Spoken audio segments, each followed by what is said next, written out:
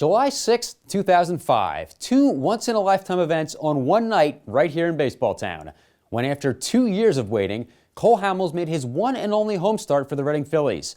And after a lifetime of waiting, Broadway Charlie Wagner finally received his World Series ring. Hamels was a guy people were waiting for literally years to see come in here and pitch. Number one pick, lots of anticipation about how great he was going to be. He kept getting injured. His debut in Reading was delayed for really 2 years.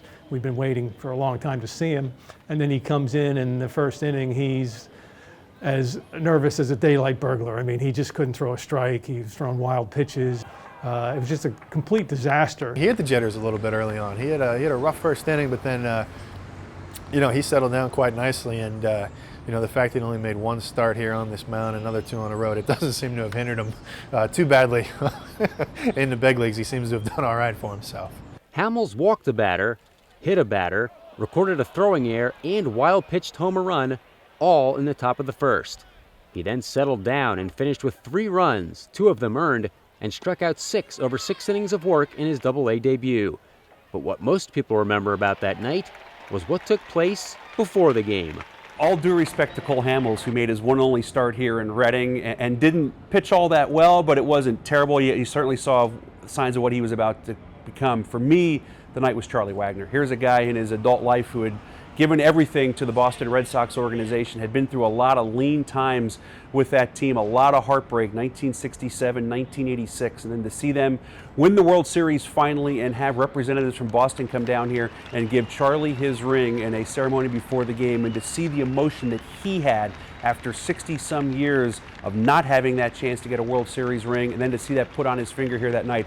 As good as Cole Hamels was and is, I'll always remember that night for Charlie Wagner. It was just an amazing night because you had those 2 big events happening.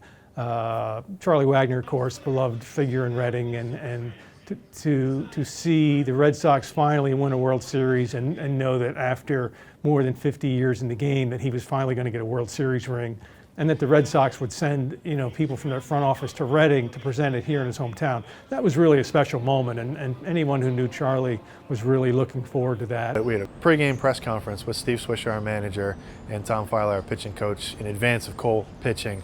And I remember at the end of that press conference, Swish saying, did all the talk about Hamels, this is a big step for him, what we can expect from him and all that. And at the end of that press conference, he said, and guys, God bless Charlie Wagner, because he's everything, that's right about baseball.